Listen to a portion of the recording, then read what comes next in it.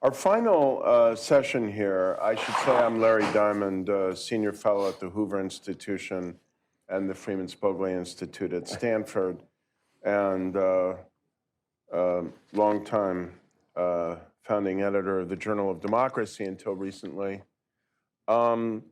We have an all-star panel here to consider the policy question of a new approach to North Korea policy by the United States and hopefully the free world that would put human rights up front as a leading consideration. And we're going to explore this policy question with three distinguished panelists. Dr. Kim Dong-soo is a senior advisor at the Institute for National Security Strategy in South Korea. He is also a former North Korean diplomat who managed to escape the clutches of the regime in 1998 and has spent most of the last 25 years in South Korea.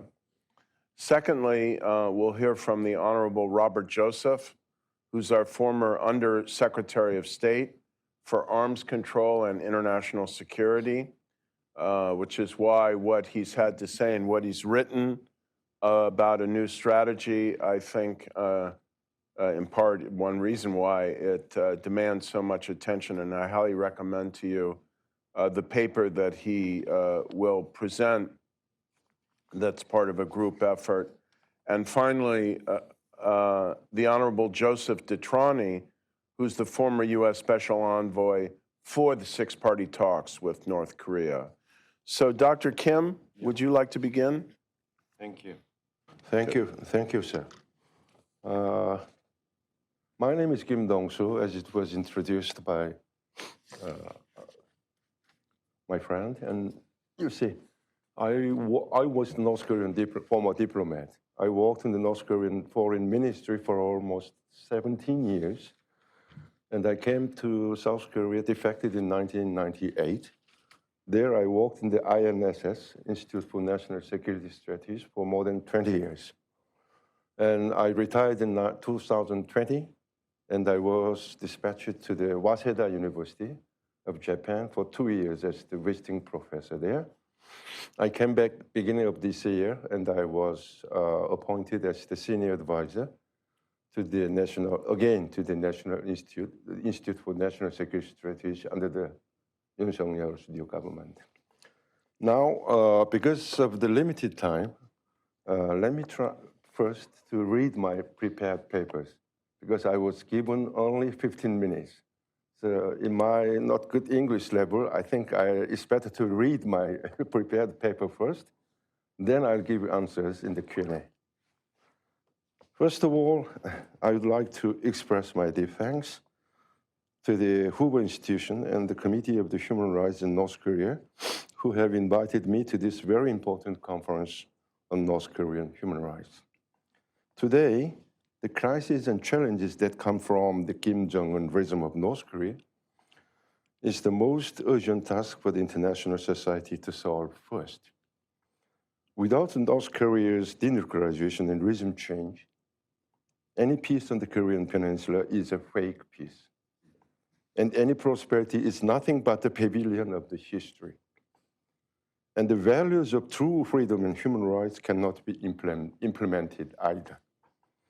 In order to bring about the North Korea's denuclearization and regime change, we first need to take a close look at the situation in which the Kim Jong-un regime is faced and its future moves. The current North Korean regime can be summarized as four characteristics: extreme nuclear advancement, extreme economic difficulties, resulting in public sentiment disruption and social unrest, and strengthening of the people's control and oppression system. As most of the national budget is spent on the development of the weapons of mass destruction, including nuclear and missile development, the people's livelihood economy is failing into ruin. Moreover, as the so-called triple pains, such as international sanctions against North Korea, COVID-19, and natural disasters over the past few years, there have been a series of starvation in recent years, including the shortages of the food supplies. As the result, social unrest is increasing, with the public sentiment being alienated while the South Korean wind is spreading widely throughout the North Korea. In this situation, the Kim Jong-un regime has been under extreme pressure, strengthening its surveillance of its residents and mercilessly abuses the human rights of North Korean people, enacting various evil laws, including the Reactionary Ideological and Cultural Disorder Law and the Youth Education Act. Over the past decade, many international organizations and countries, including the North Korean Human Rights Investigation Committee, COI, the North Korean Freedom Coalition of US, NKFC, the Committee for Human Rights in North Korea, HRNK, of US, the United Nations, EU, the United States and Japan have interested in North Korean human rights, and many NGO groups at home and abroad have carried out the energetic activities for the North Korean human rights.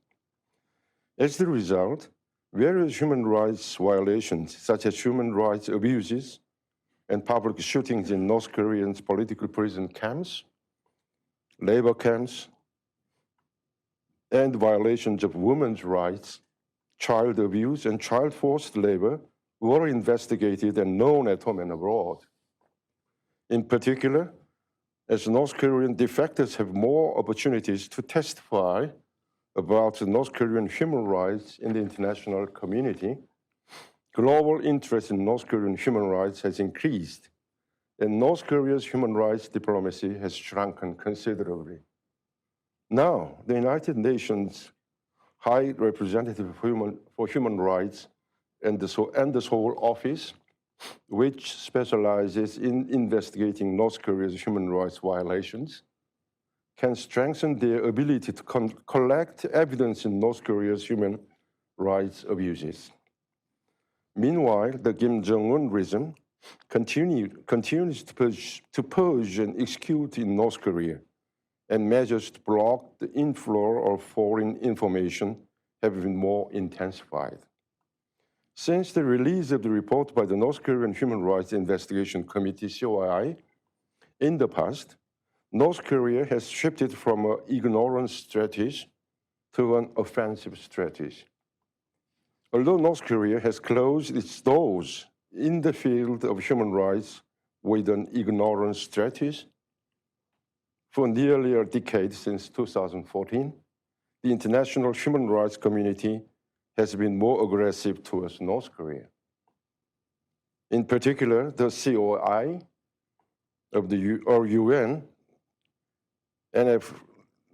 NKFC of the respected Mrs. Susan Solti, HRNK of the respected Executive Director Greg, have investigated a wide range of human rights violations against North Korean defectors in South Korea, USA, and Japan. And the international appearance of a large number of North Korean defectors as witness supported the new rumors of the North Korean regime's collapse. In the future, North Korean human rights diplomacy direction is expected to focus on preventing the investigation of human rights abuses in North Korea from being directly linked to Kim Jong-un's name. To this end, North Korea will stop contact, exchange, and dialogue with international human rights organizations and individual human rights activists on the international stage and close the door of the country very firmly. But it will try to ease the human rights offensive against North Korea on the international stage by citing countries close to it, and we launch a full offensive to prevent Kim Jong-un from entering the UN Human Rights Resolution through diplomatic spaces with individual countries. In particular, North Korea will try to remove South Korea from international human rights cooperation by linking its justification for nuclear development with the human rights cooperation aimed at North Korea's subversion of the system. In the future, North Korea will consider the international community's intervention in human rights issues as part of its peaceful implementation strategy to overthrow the North Korean regime and try to respond aggressively. At the same time, North Korea will try to fundamentally block the Western demands for human rights improvement with its political autonomy and development rights. North Korea will also persistently address human rights issues in South Korea, the United States, and Japan in order to dilute its human rights issues and turn the arrow of its human rights offensive against North Korea towards the West. In these circumstances, from now on, we must develop a strong psychological warfare, I think, against North Korea that blows the wind of freedom and truth into the North Korean system, which stands on the sandcastle of the worst fiction and manipulation on the planet. All-round psychological warfare against the highly closed North Korean regime will be a more powerful weapon than the nuclear weapons.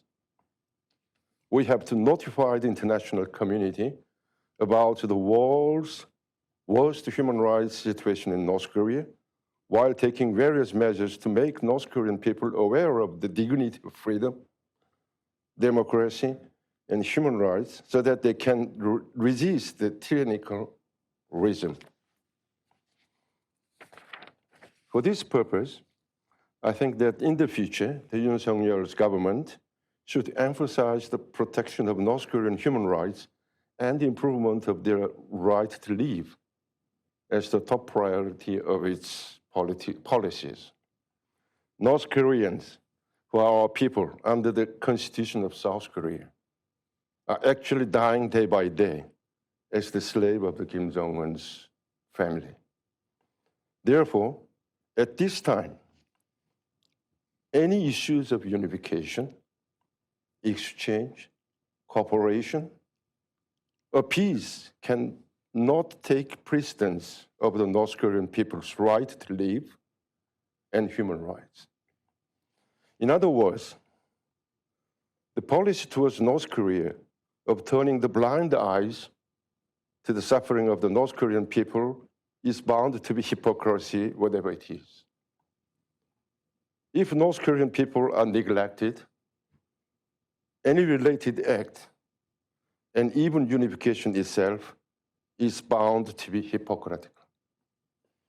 This is because the ultimate purpose of the policy towards North Korea, or the unification policy, is not to maintain the peace or secure the power, but to liberate North Korean people from slavery, first of all. If not, then there is no reason to face by the North Korean people, and there is no need for unification, and you just have to protect yourself. The experience of the past half century and recent times has made it clear that Kim Jong-un dynasty can never be changed. It is also clear by the nature that the Kim dynasty is not an opponent of the reconciliation, negotiation, compromise, or coexistence. It is also clear, in particular, it is also clear that Kim dynasty is the source of all evil related to division, including nuclear and missile issues, human rights issues, security and stability issues, and even inter-South Korean conflicts. In this context, I analyze that it is necessary to set the basic direction of international cooperation for the promotion of the human rights policies towards North Korea as follows. It is necessary to actively raise the issue of human rights of North Korea through various international organizations under the UN, including the North Korean Human Rights Investigation Committee, which deals the most comprehensive human rights issues in the international community. In addition, it seems that human rights issues of North Korea should be discussed in earnest within the framework of economic and security cooperation, or a new regional human rights system in the regional level. In particular, I have judged that Yoon Suk-yeol's government should establish a wide range of cooperation networks with domestic and international NGOs related to human rights, which have recently been growing rapidly and call for improvement of human rights in North Korea.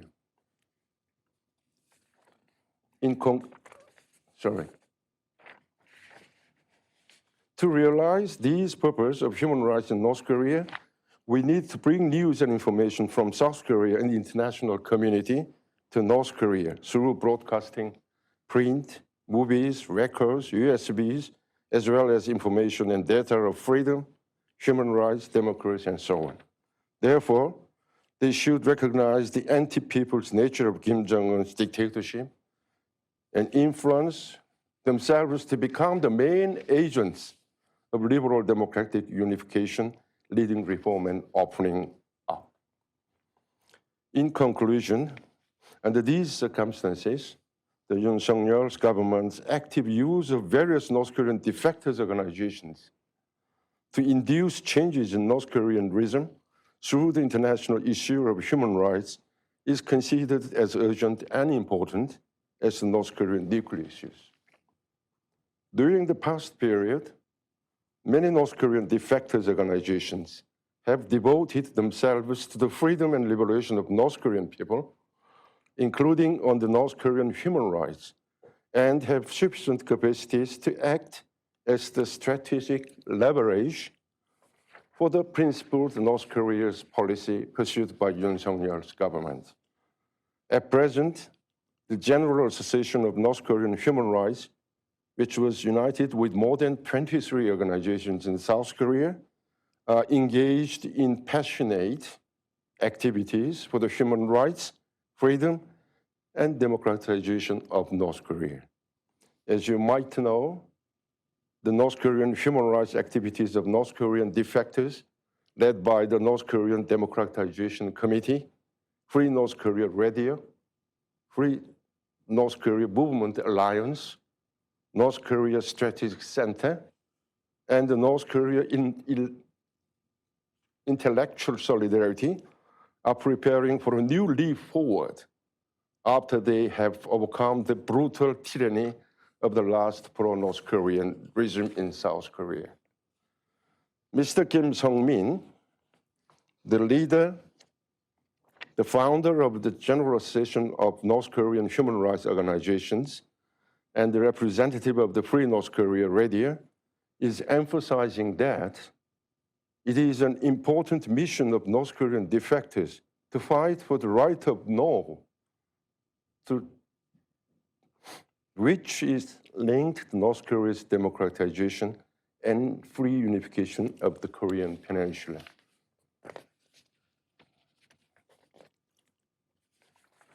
Park Sang-hak, He Kwang-il, Kim Hoon-kwang, and Jang Se-hul, the heads of the General Association of North Korean Human Rights, sent hundreds of thousands of leaflets and 5,000 USBs to the North on the last April 12, against the prohibition law of the leaflets to North Korea, which is the unjust law created by the last Moon Jae-in's regime. Kim Sung-min, the representative of the Free North Korean Radio, and other heads of the North Korean defectors organizations are consistently calling in one voice that Mrs. Susan Solti, the representative of U.S. Defense Forum, has supported them with all her heart when the Moon Jae-in regime ruthlessly suppressed all North Korean dictators' activities in South Korea. They also say in one voice that all hidden activists who actively supported the leaflet balloon activities against North Koreanism in the past are also all American citizens of justice. And Mrs. Susan Sorty, the representative of the North Korean Freedom Coalition of USA. I'd like to take this opportunity to express my sincere respect to Mrs. Susan Sorty, who is the representative of the US Defense Forum and the godmother for the North Korean human rights and democratization activities throughout the world. I would also like to express my sincere gratitude and deep thanks to all just and good-natured American citizens who are helping the human rights, freedom, and democratization movements of our North Korean defectors from their bottom of hearts. Thank you very much for your deep attention. Thank you. Thank you. Well done. Thank you, Dr. Kim, Thank you. for your clarity and your courage. We now turn to Ambassador Robert Joseph. I should add two things. One is that he is also a board member of the Committee for Human Rights in North Korea. And again, I highly recommend to all of you here and watching online his national strategy for countering North Korea, which was a collective paper that he led that came out in January. And by coincidence, virtually all of the authors who collaborated on that paper have participated in this conference, including Nick Eberstadt, Mr. DeTrani, who will go next, Olivia Enos, David Maxwell, and of course, Greg Scarlatu. So, Ambassador Joseph. Larry, thank you. Yeah, please. Thank you. Let me first of all thank NED, Hoover, and HRNK, of course. And let me thank Steve for all of his support in our project, as well as supporting other efforts. In fact, the national strategy group that was responsible for writing the strategy document came out of a dinner that Steve hosted last fall. And we put together a rather unique combination of professionals. We had, as you point out, professionals who were very experienced in the world of human rights, North Korean human rights. Nick, Greg, Olivia, Bob Collins, who is the one missing collaborator today, I think. And on the national security side, we had my good friend Joe, friend for many, many years, and Dave Maxwell. And this was unique in a number of ways. Traditionally, and I think we broke sort of all practice, conventional practice, traditionally you had national security experts on one side, and you had, in a separate silo, you had the human rights experts. We brought them together. And I do think that this is rather unique. I can't think of another exercise or experience in which that has actually taken place. And we began with a consensus. And that consensus was, separately in both of these silos, we had failed. That sounds rather harsh, but think about sort of the trend in human rights violations in North Korea. And then on the other side, on the national security side, think about the growth of North Korea's nuclear capabilities and its missile capabilities. I think if there's one thing that there is a consensus on, well beyond the scope of our strategy group, is that we have failed. And instead of acknowledging failure, and I think this again applies to both of these cylinders of excellence, as one of my friends used to call them, we've moved from focusing on results and deliverables to process.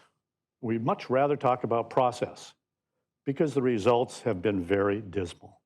And what we thought we would do is we would bring together these two communities based on the proposition that we must acknowledge our failure. In particular, from my perspective, the failure to achieve denuclearization through negotiation, which has been at the center, at the core of US policy, Republican and Democratic administrations alike, for 30 years. We've watched that arsenal grow from 1 to 2 nuclear weapons to 40 to 60 today, and there's a RAND study, and I think someone mentioned it earlier in this conference today, that could give North Korea over 200 weapons in 2027. Think of that. That's only 4 years from now. Okay, a stockpile the size of the UK, the size of France, and growing. The French and the UK, of course, have stopped. They've taken down their stockpile. North Korea will continue to grow. And we said, we have to recognize that we've got to do something different. And that was really the second basic point of consensus. We need not minor changes, okay? We don't need to tinker or manipulate at the margin our policy. We need a fundamental shift, as Greg called it, a paradigm shift in how we think about the problem. And I can tell you there's nothing harder than to convince bureaucracies to think differently about national security problems. I assume the same is true on the human rights side. So we developed I would call it a strategic framework for an alternative strategy. We've got to do something different. We can't continue to do what we've been doing for 30 years and expect a different result. We can't just fine-tune the carrots and the sticks or the incentives and the disincentives. We got to move away from that. We have to think fundamentally differently about the problem. And we came up with 6, and if you read the strategic document, the strategy document, 6 strategic propositions, we call them. I won't go through all 6, but let me just mention the first 2. The first is that as long as the Kim regime, the Kim dynasty exists, we will have to confront a greater and greater nuclear and missile threat. They simply are not going to abandon their nuclear weapons. They have nuclear weapons for a whole host of reasons, okay? Yes, it's probably true, as the intelligence community used to tell me all the time, it's because they feel threatened. Okay, well, maybe. For the life of me, I can't think of who wants to attack North Korea, but it's their perspective that matters. But they also wanted to deter us. They wanted for prestige. They wanted to ensure that what happened to Gaddafi doesn't happen to them. And they talk about that, right? They talk about what they call the Libya model.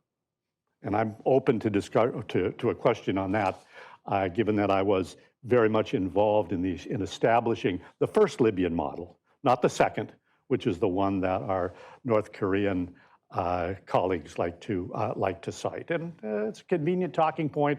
They've said it enough, they probably even believe it.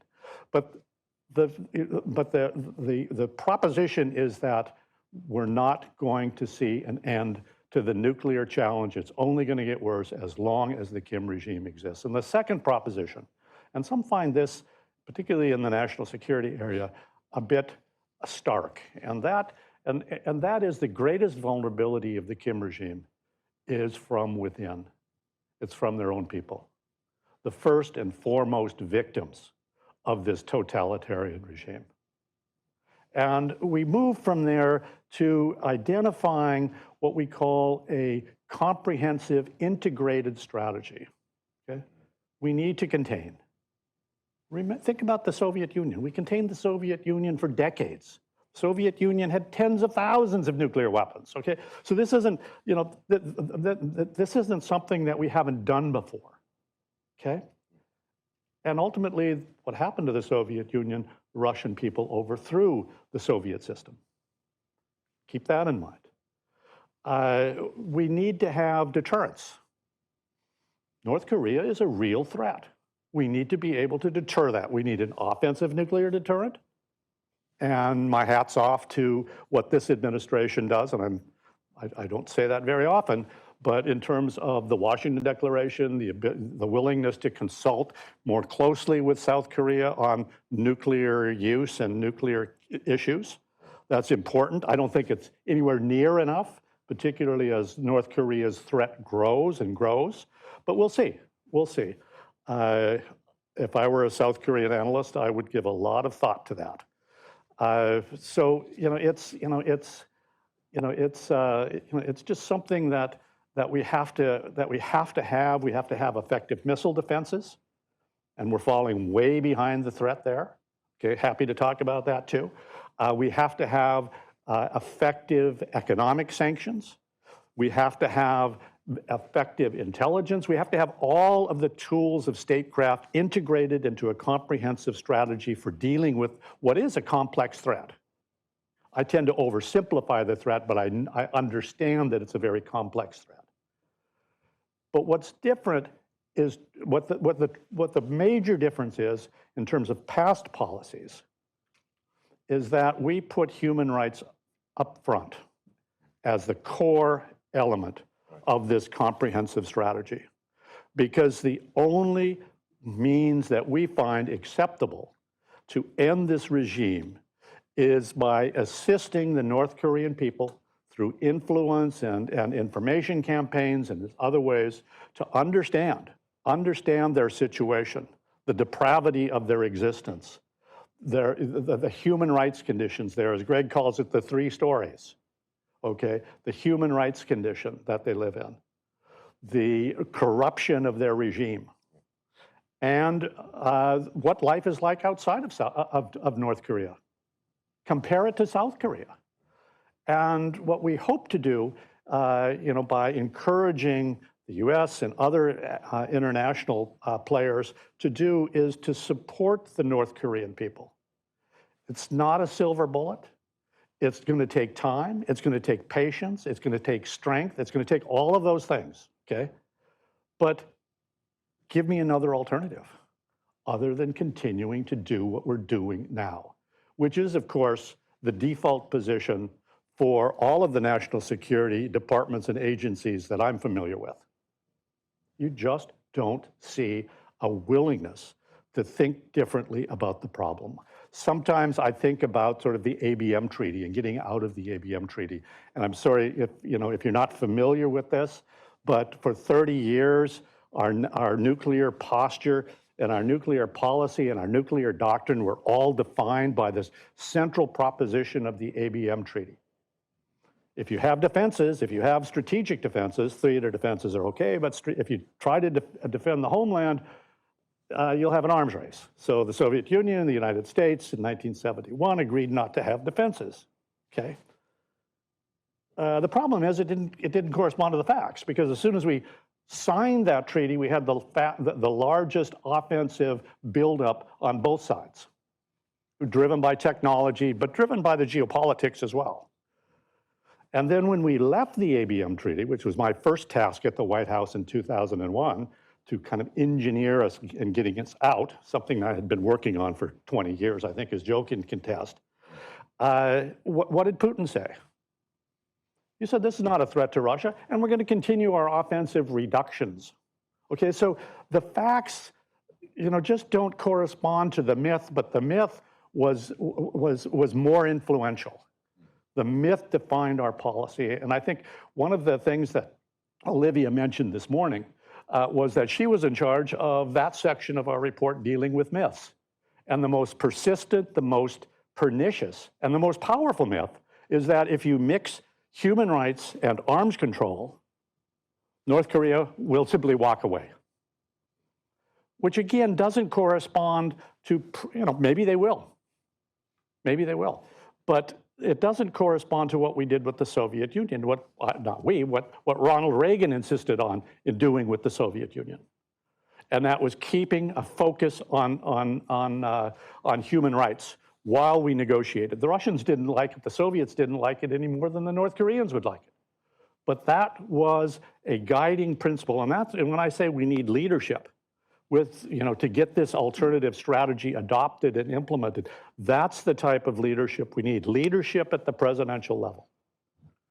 We're not going to get it with President Biden. We're not going to get it if there is a second President Trump term. So I'm not all that optimistic, but there are other candidates out there who, like Bush 43 when he came into office, came in with the determination to change how we think about nuclear policy. And you need that same presidential level insistence and a president who assigns the right people, and those people are held accountable by the president to get the job done. Otherwise, we are going to be having this conversation in 5 years with a North Korea that's got 200, 300 nuclear weapons and a willingness to provide those weapons for cash, of course, to other rogue states, maybe even to terrorist entities. And we can say all day long, and I've gone through this with a number of presidential candidates as well as presidents, we can say all day long, we'll never allow that to happen. We'll draw a red line. Well, what's happened every time we've drawn a red line with North Korea? I was part of drawing the red line with North Korea before they provided nuclear exports to Syria, building a plutonium production reactor, if you will. Okay. Bush administration said, there will be serious consequences if you export that technology. What happens? They do it. And what do? We say, well, the IAEA should really handle this one. Okay? The Israelis had a different approach. Okay? And thank goodness, otherwise I think we'd have a Syria with a nuclear weapon. Okay, what this is not about. This is not about advocating the use of force to overthrow the Kim regime. The consequences could be catastrophic. We do not want war. We want to prevent war. This notion that if we push too hard on North Korea, we'll have a conflict, and escalation could take place, and we'll have a full-scale war. I don't really buy that, okay? And I never really have. And when you think about sort of arms control in this context, and we're not against arms, this is not saying arms control is dead, okay? Arms control very well may have a role. Diplomacy is critical to the alternative strategy that we're proposing. But think about arms control. Think about arms control and negotiating with evil, okay?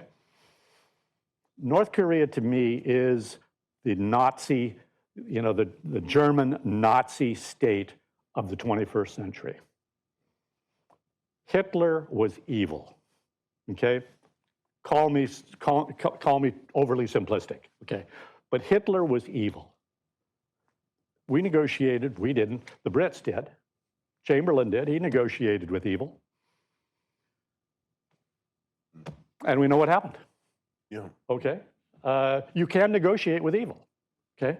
I had the opportunity of negotiating with the Libyans, okay? Across from me were the people, and I'm convinced of this, Joe, you tell me if I'm wrong, were people who were instrumental in putting a bomb on Pan Am 103, killing 200 and some Americans, many of them students coming back for Christmas from London.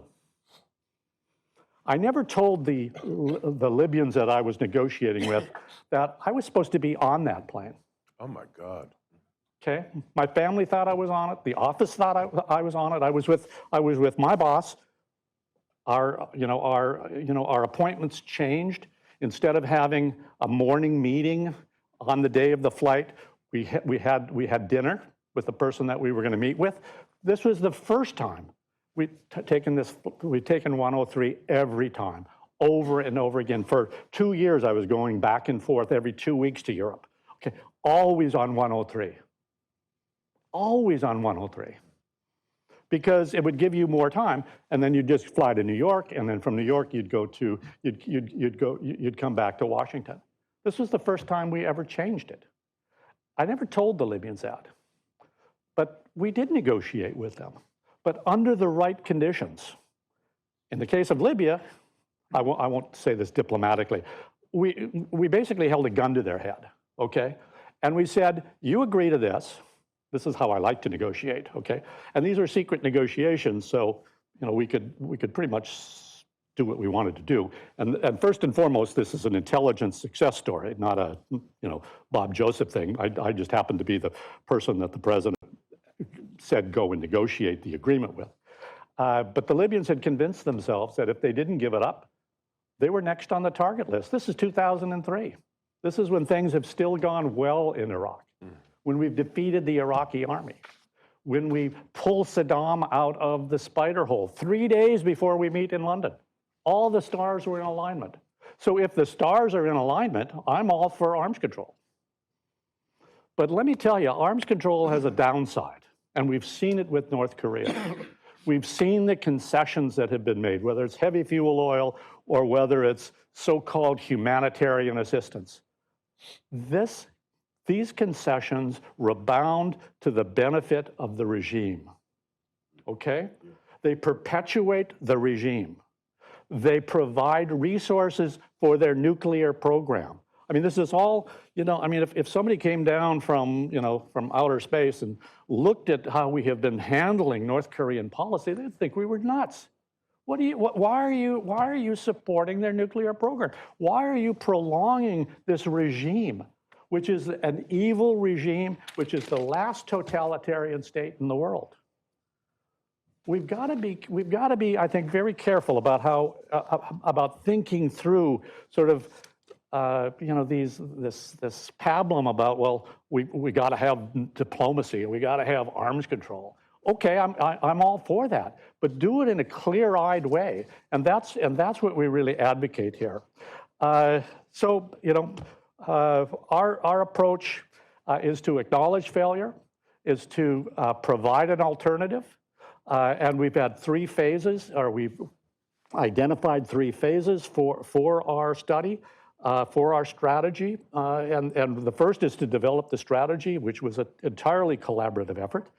The second is to sort of is to advertise, is to promote that strategy in forums like this. And the third is to try to get a presidential candidate that will take this on board, that will come into office, that will fight the bureaucracies who will dislike this approach as much as the North Koreans will dislike it, okay? And to get the job done. Let me just say that this morning when I was watching the first panel, before I had another meeting after that, but I looked at a strategy document that I was responsible for. It was the first comprehensive strategy, NSPD 17, the first comprehensive strategy, national strategy for combating weapons of mass destruction. And if I don't say so myself, it's a terrific document, okay? You can look at it. It lasted for 12 years, okay? That's a long life for a national strategy. Lasted beyond the Bush second term, well into the second term of the Obama administration. And it has 3 pillars, this and that. It's got all the tools. Not one word about human rights. So I'm as guilty as anyone in this. But over those 12 years, I don't remember anybody saying, we should have really added human rights to this. We keep thinking about human rights and national security in these cylinders, and I just hope that we, in our effort, our joint effort, our collaborative effort, can make a difference. We've got a lot of missionary work to do, but I think we're committed to doing it. I'll stop there, Larry. Great. Thank you. Thank you so much, Bob. And now our third speaker on this panel is someone else who has distinguished career in counterproliferation and intelligence, Joseph DeTrani. Thank you, Larry. Please go ahead. Thank you. Thank you, Bob. It's hard to follow something as powerful as that. Thank you for all the great work and for all of you being here. And certainly to NED and Hoover for putting this on. And Steve, thank you so much. And indeed, Greg, human rights, North Korea, so central. Let me just say, let me just follow up. I feel somewhat guilty here listening to Bob's presentation, because I was a negotiator. I was a special envoy for the 6-party talks. And this kicked off in August of 2003. And we spent about 2 years. And then on the 19th of September, 2005, we had a joint statement. And that's after a number of plenary sessions in Beijing, but a lot of working group meetings with our North Korean counterparts, but also with the Chinese who are hosting it, but our allies in South Korea and Japan and the Russian Federation. So what do we have? We had about 2 years of pretty hard negotiations, and we have a joint statement on 19 September 2005. And that joint statement commits North Korea, commits is the word, but that could be debatable, but commits North Korea to dismantle all nuclear weapons and nuclear weapons facilities. We tried to put in highly enriched uranium included, because that indeed was the issue with North Korea, and it continues to be the issue with North Korea, highly enriched uranium. And they're willing to give up Yongbyon because it's the plutonium facility, but it's the highly enriched uranium facilities that North Korea has been concealing or attempting to conceal for a number of years. And indeed, that was the reason why the Hanoi summit between President Donald Trump and Kim Jong-un did not succeed in February of 2018. But again, North Korea wouldn't use the words highly enriched uranium. They said, we will dismantle all of our nuclear weapons and nuclear weapons facilities, and the Chinese, the host, said, you know, Mr. DeTrani, let's not keep going back and going back. We got to get something going. There'll be monitors on the ground. Let's move on that. And we did move on that. And in return for that, they got security assurances, negative security assurances. We would not attack, invade conventional nuclear weapons. The provision of light water reactors for civilian nuclear energy purposes. Once they dismantle all their nuclear weapons and they come back to the Nuclear Non-Proliferation Treaty. Now, we should remember that's the only country that pulled out of the NPT. They did that in 2003 when they were confronted with their highly enriched uranium program, which was a clandestine program. So we had this, and it would be economic development assistance. But the key here was, and then movement towards a normal relationship, certainly with the United States, but including Japan. And that would be a bilateral issue. The six parties were not going to get into the bilateral issues. And what North Korea wanted, and we knew this in our discussions with North Korea, our one-on-one discussions with North Korea, they wanted, and they still want, a normal relationship with the United States. And as North Korea indicated, certainly in my first meeting with Kim Gae-gwan and Ambassador Lee-gun and others there, but mainly the principals, Vice Foreign Minister Kim Gae-gwan and Ambassador Lee-gun, they want a normal relationship with the United States, but Mr. DeTrani, accept us as a nuclear weapons state. Accept us the way you've accepted Pakistan. And you know what? We'll be good friends of the United States. And we will never use these nuclear weapons. It's for defensive purposes. It's a nuclear deterrent. And I said, you know, it's not going to happen. And we keep telling them as we speak, it's not going to happen because accepting North Korea as a nuclear weapons state would be catastrophic. I mean, it's nuclear proliferation in the region, nuclear arms race in the region, others like South Korea, Japan, others will look at having their own capability. But also, and Ambassador Joseph mentioned, selling nuclear weapons or fissile material for a dirty bomb to a rogue state like Syria or to a terrorist organization is a possibility. And that's the proliferation piece to it. And we said, look, and believe me, in our talks with them right to, I believe, 2018, we've made that very clear that we would never accept North Korea as a nuclear weapon state. But then they said, okay, we will move forward with you on the bilateral side. We want a normal relationship with the United States. We want hopefully movement towards intersections, liaison offices, eventually embassies in our respective capitals. And if you remember going back to 2000 with President Bill Clinton, that was on the table. Remember our Secretary of State at that time, Madeleine Albright, had visited Pyongyang, met Kim Jong-il, visited a number of facilities there. And then they had Marshall Joe coming into the States, meeting with Bill Clinton. And Bill Clinton, in fact, President Clinton at that time was even thinking of going to North Korea. But there was a discussion at that time, 2000, about creating an intersection, a liaison office in our respective capitals. It didn't go forward. There was a monetary issue involved, but it didn't go forward. But this was then on the table with us in our negotiations in 2005. They said very clearly, okay, now we can move towards normal relations. I said, but you got to understand something. And I'm not saying this because it's on the record. It's part of the record, part of our discussions. This was not part of my talking points. Because as Ambassador Joseph just mentioned, I never had a talking point that mentioned human rights. I mean, human rights was never in our discussions. But when they were talking about, now we're talking bilaterally with the Japanese, they're talking about the abductee issue. You got to get through that. And then we'll look at normalization with Tokyo and Pyongyang. But with the United States, Washington and Pyongyang, we said, yeah, these are all the issues. But you know what? Yours truly, you've got to address the human rights issue. And he said, what? What are you talking about? We've never talked about human rights. I said, this is something that will go to our Congress and the American people. This is an issue. We have values. And my counterpart at that time, Ambassador Egun at that time, looked at me and said, Mr. DeTrani, what are you talking about?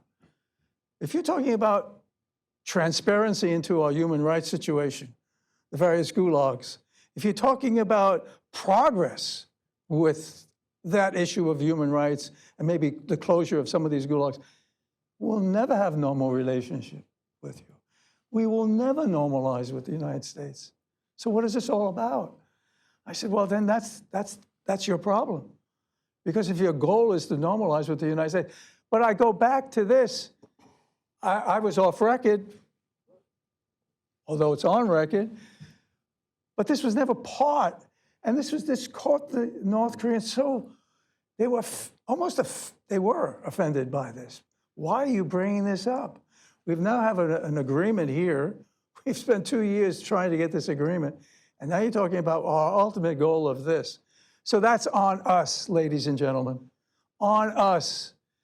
Because the diplomats, the negotiators, myself included, were so focused on denuclearization. And we didn't want anything to get in the way of that. And if human rights would get in the way of that, take it off the table. Take it off the table.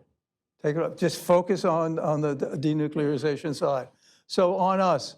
But let me ask this, mention this. In our previous panel, the issue of Dr. Eberstadt mentioned BDA, Banco Delta Asia, and the impact of those sanctions. So prior to us getting on the plane to go to this plenary session that resulted in a 19 September 2005 joint statement, I looked at Michael Green, who was the senior director, and this was at State Department, and Michael said, you know, Joe, we've been talking about sanctions, we're working with Treasury, and we're ready to go. Treasury is ready to pull the trigger anytime. Would that be in conflict with what you guys are going to be doing and ladies are going to be doing in Beijing for these plenary sessions? So, pull the trigger. Whenever you have enough, it's law enforcement. And the North Koreans have to understand very clearly, this is the United States. It's law enforcement and this is diplomacy. And what we're as negotiators, we're doing diplomacy. And they pulled the trigger. So literally the day we signed, 19 September, the joint statement, Treasury Department came out and the congressional record comes out indicating that North Korea, the predicate being money laundering, Banco Delta Asia is being sanctioned because of their relationship with North Korea. And this came out, the North Koreans missed it at that session. They obviously were reading the congressional record. We were told after the fact, we said, that's the way it goes. When we met the North Koreans, when I met Ambassador Egun, he said, you all made a mistake. Why would you do that? Why would you fool us in having us sign a statement, a joint statement, and then you sanction us on something else? You've been duplicitous. I said, no, we weren't being duplicitous. It's law enforcement. You have to understand our system. That's law enforcement. And we were negotiating, and that's diplomacy on the other side. Two of them should not interfere. When you're talking about illicit activities, something that's illegal. That's law enforcement side. And he looked at me and he said, but you have to understand something. Those few millions of dollars that have been sanctioned, that have been frozen, some of that is illicit. It's not all illicit. I said, but you have some illicit money in there, right? You've just commingled, you told me, you commingled the illicit with illicit. And you just, that's the problem. So what does this all mean? This all means we were in a rush. And we continue to be in that period. And we saw it going up to the Singapore summit and then the Hanoi summit, and the failure of the Hanoi summit when Kim Jong-un was so surprised that President Donald Trump would not accept his proposal of closing and dismantling the Yongbyon facility in return for the lifting of all sanctions imposed subsequent to 2016. And those are the ones that really were biting. After 2016, you remember President Donald Trump, fire and fury and so forth. And they wanted the lifting, and President Donald Trump said, but there are other facilities besides Yongbyon. You've got to include those other facilities. So a long way of saying that's sort of the history. And since 2018, we've not been in negotiations, and certainly China has not helped to facilitate any negotiations with North Korea, and not only to come back to the table, but to get them to stop. No more nuclear tests, no seventh nuclear test, no more missile launches, no more threats to the Republic of Korea, and so forth. And we've just seen the opposite. We've seen escalation writ large across the board. There's no ambiguity here. Kim Jong-un and the regime in Pyongyang tells us very clearly. So we shouldn't be surprised. This is all very, very overt. What we're talking about with Ambassador Joseph and my colleagues here that got together, and the impetus here, Steve, I look to you and thank you for this. But indeed, the man who took the pen, thank you, Bob, is saying, let's focus on something that has been a taboo, that has been off the table. And it's been so blatant, and we saw that a few days ago when State Department came out with their Human Rights 2022 report. If you haven't read it, read it. It's riveting. It's riveting. Just looking at that element that deals with the political prisoners, up to 200,000 political prisoners, and staying for life. So what we're doing with this report is we're saying, put it right up front. If North Korea, you want a normal relationship with the United States, and they do, if that's the goal you've been striving for, realize you need to address that issue. Because why should we go through all the charades and pretend we're moving in the right direction if we're going to miss that? And that's the core element here we're saying. We still want denuclearization, obviously. The report makes it very clear on that. And the report makes it very clear also that the Kim Jong-un regime isn't likely to move on those things, and they're going to continue with their nuclear weapons. So forget about denuclearization. And I think we all have to admit at this moment, there's no way. I mean, Kim Jong-un has told us that. Why should we be debating amongst ourselves? He's told us that very clearly. We're not going to denuclearize. Forget denuclearization. We're going to increase exponentially our nuclear weapons. Live with that. And we're going to not only build hypersonics, submarine launched ballistic missiles, cruise missiles that could defeat missile defense systems and so forth, even submersible nuclear capabilities. So this report is focusing on that. And let me end very quickly because the questions are more important than what I'm saying. I'll end this piece. Ambassador Joseph mentioned this. Ronald Reagan focused on with Glasnost and Perestroika, but certainly Glasnost, on getting information to the Soviet people, telling them what the real world is about. And this is what we're talking about. This is not disinformation, misinformation. We're talking about telling them what's happening.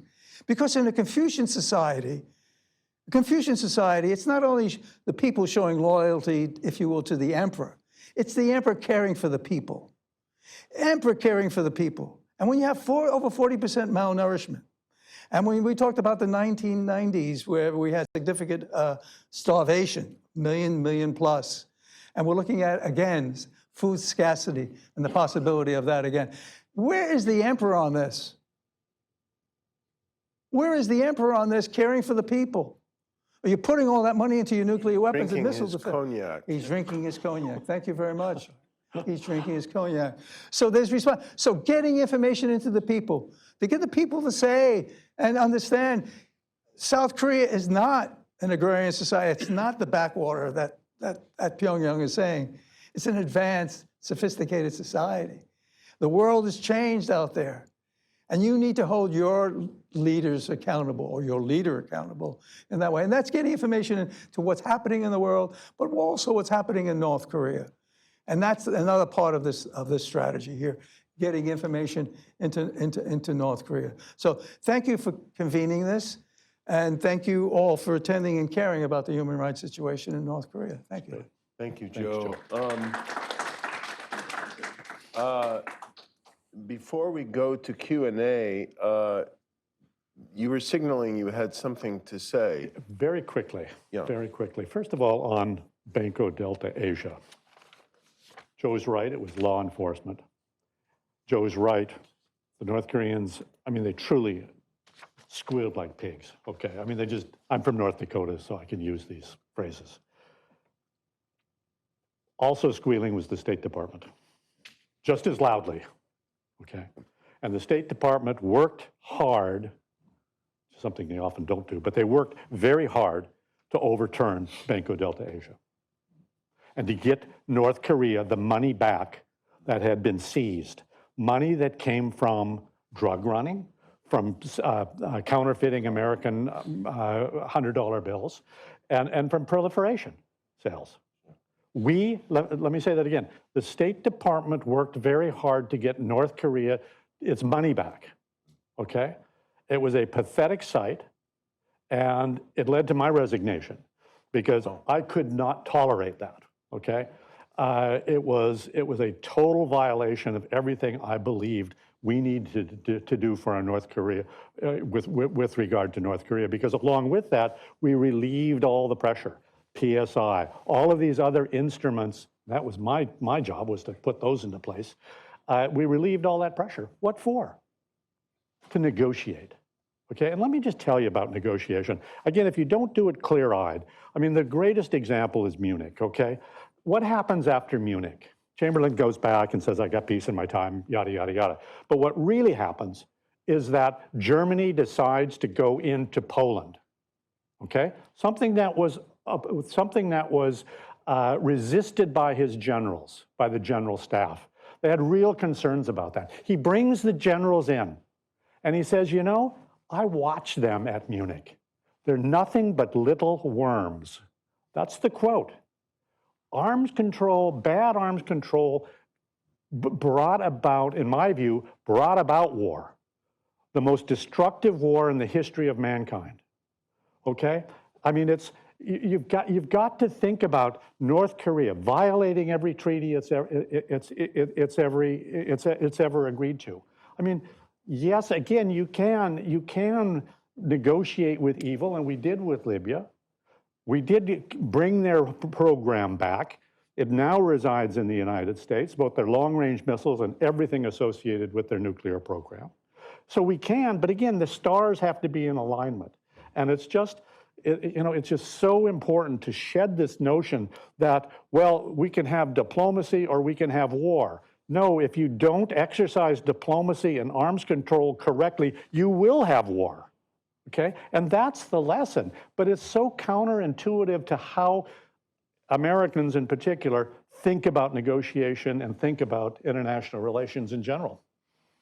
Great. I will come to the two of you in just a minute. If you'll just please give me a chance to ask this question of Dr. Kim. Yeah. Really, everything we've been talking about today in terms of putting human rights up front presumes that it is possible and indeed necessary to change either the behavior of the regime in all of the respects you were talking about, or frankly, we have to be explicit about it here, the regime itself. changes like that require some kind of split within the regime, some kind of piece of the regime, maybe a large piece to say, from internal introspection, this is failing. It's failing for us too. We need a different approach. Do you have any insight into, obviously I'm not asking you for names and ranks, but do you have any insight into what other people in the regime may be thinking? What kinds of divisions are there that might be fertilized by this kind of approach? Yeah. Thank you for your question. Frankly speaking, I don't know at this moment where there are some groups who are against Kim Jong-un's organized groups in the highest level, and the middle class, and the underground. I don't have any knowledge, information about that kind of groups who are against Kim Jong-un's dictatorial system. But I can explain it in broader way, you see. We can divide North Korean society, especially the population group, we can divide in 3 categories. The total population of North Korea is 25 million. If we divide it 3 categories, 20% of the highest class of total population, and 30% of the middle class, and the lowest 50% are the people, the slaves. Sir, from the Kim Il-sung, Kim Jong-il, up to Kim Jong-un's area, if we analyze the spiritual, ideological change of those groups, up to the so-called arduous march period at the end of 1990s, the old ideological, spiritual status have completely changed. Those normal people, 50% of total population, they have already turned to the enemy side, South Korea, so-called the Western capital countries side, and they were shouting, even now, from that time, they are saying so-called, there must be war. We won't die in the war, or otherwise we can be died as slaves, like under the Kim dynasty exploitation. Those middle-class people, they were wavering, you see, because they are at least supplying the food, even it is maize, you see. So they are looking. But inside, they are looking, they are wishing that there must be uprising, even the military coup. Now we are reaching, I'm coming to your question, we are reaching the highest class. 20% of the total population, their ideas at the stand. In the Kim Il-sung period, it is concrete, and it was really they respected Kim Il-sung's system, socialist system, maybe until end of 1970s. My parents, my mother and my father, they were so loyal from their bottom of hearts. They believed that this socialist Juche idea, social system, could be won, will be victorious if we work honestly for the great leader Kim Il-sung. But after Kim Il-sung died, in the period of Kim Jong-il, they could feel that it was not same socialist ideology, Juche ideology. They thought about the Juche idea again. This is not the real, they realized that they were deceived by Kim Il-sung. In other words, the Juche idea in Kim Jong-il's area. They thought this Juche idea was the lying idea to exploit the popular masses for the Kim Il-sung's dynasties, you see. In the Kim Jong-il system, as you know, it changed as not a normal state, it changed as the gangsters' evil state. So-called military first state is declared. So it's kind of a normal state, which controlled and run the state by power, by military power, with slogan of completion of the nuclear programs. Now we are coming to the Kim Jong-un's area. he's mixing both, ruling system of his grandfather and grandmother, the father. So I dare say, those two groups, 50% of the normal people and the middle class, they have changed already their minds at the Kim Jong-il's area. But now in Kim Jong-un's area, even the 20% of the highest class ideology and spread have been changed, especially after the death of Jang Song-tae, the uncle of Kim Jong-un. There they saw that although we are loyal, they might be executed like Jang Song-tae. And in other words, it means there are no real people like my father and parents who devoted themselves to Kim Il-sung area. Now, all the people of 20% highest class, they are pretending to be loyal, more loyal than Kim Jong-il's area. So this kind of the spiritual, ideological change of the highest class might be changed very easily if there's sudden situation happens in North Korea. That's why I want to emphasize everybody today, we must focus human rights to North Korean normal people, the 50% of the normal people. We must not focus our energy to the highest class of Kim Jong-un region. It means it's recognized the Kim Jong-un's dynasty, dictatorial system, and we are recognizing the forever the system of Kim Jong-il. Thank you. So let's take the questions of Tara O and David Maxwell. And okay, we'll take yours, and then we'll take them all in succession. You might want to take a note or two. Please be brief, because we should be closing in 3 minutes. Oh. Dr. Kim, I agree that we should focus on human rights, but my question is about the term denuclearization, because that has been talked about quite a bit. When we talk about denuclearization, we're really talking about denuclearization of North Korea. But for some time, they have been using the term denuclearization of Korean Peninsula. And we assume that that means North Korea. But Korean Peninsula also contains South Korea. And for North Korea, from North Korea's perspective, when they talk about we're committed to denuclearization of the Korean Peninsula, they're really talking about South Korea. They're not talking about North Korea, which is why they can be committed to it. Because, of course, South Korea doesn't have nuclear weapons. So what they're saying is no nuclear umbrella, no U.S. alliance.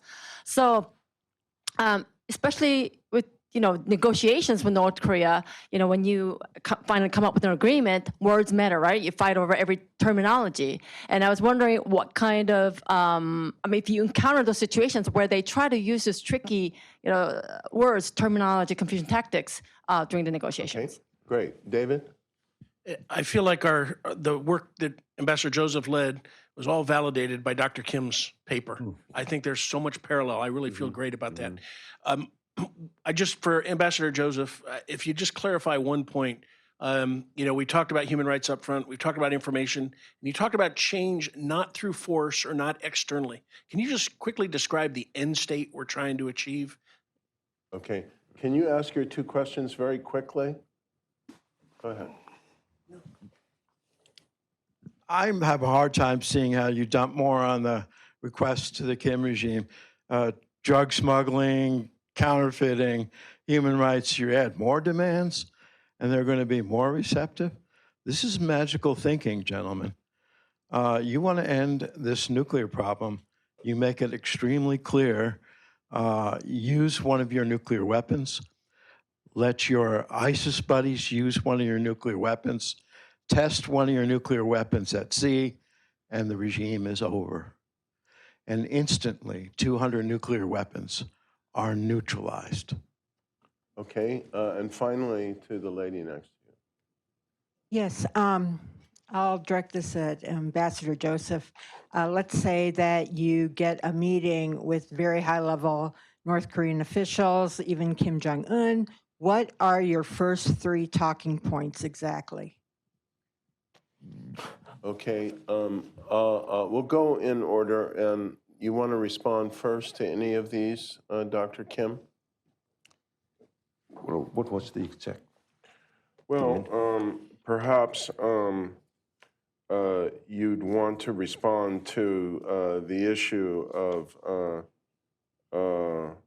denuclearization Oh, yeah. and whether that really means no nuclear umbrella. Yeah. Is that how they understand it? Yeah, let me tell you my personal thinking about denuclearization.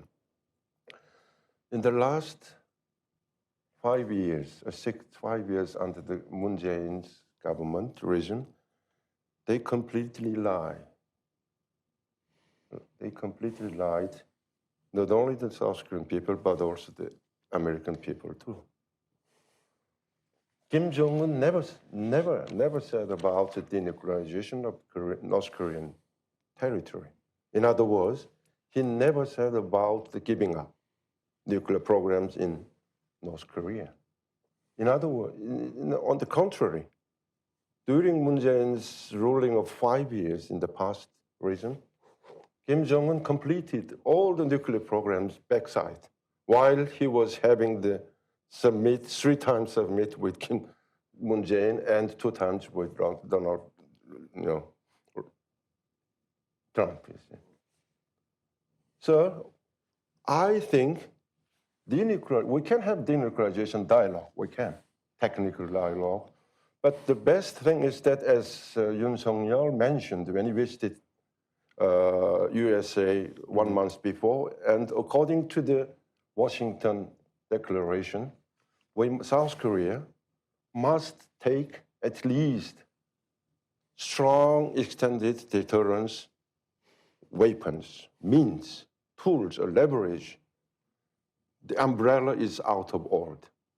So the new extended deterrent, weapons must be provided to South Korean people. Otherwise, 70, 80% of South Korean people are not believing of any other guarantees.